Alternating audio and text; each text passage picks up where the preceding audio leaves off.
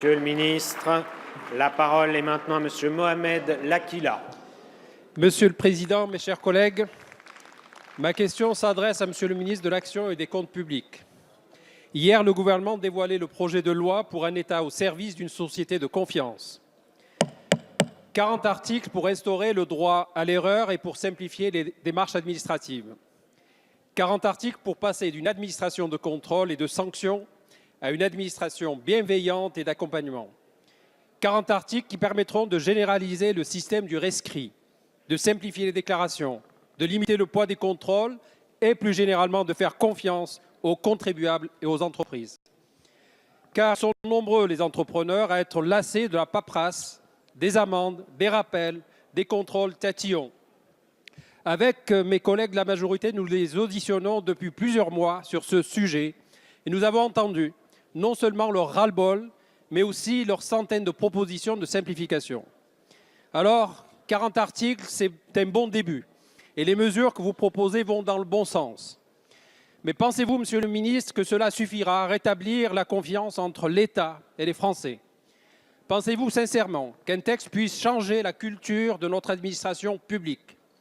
Sur quels critères les agents publics jugeront-ils la bonne foi des contribuables? Le problème majeur qui continue de compliquer la vie de nos compatriotes et que nous devons résoudre, c'est le nombre de normes. Si nous avons fait des efforts pour limiter une nouvelle norme, qu'en est-il du stock existant?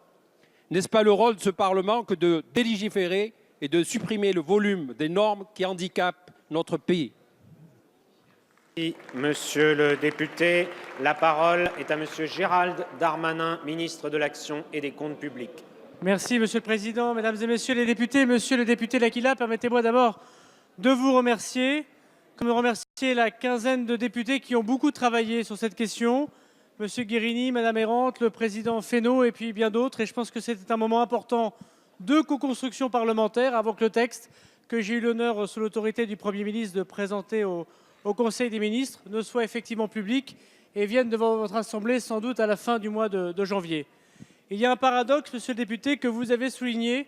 Les Français aiment leur service public, ils sont très attachés à travers vous. Souvent, il y a leur défense et on l'entend. Et en même temps, ils ont un certain doute sur leur administration et parfois un certain désamour parce qu'elle se montre trop tatillonne, trop inspectrice, trop contrôleuse.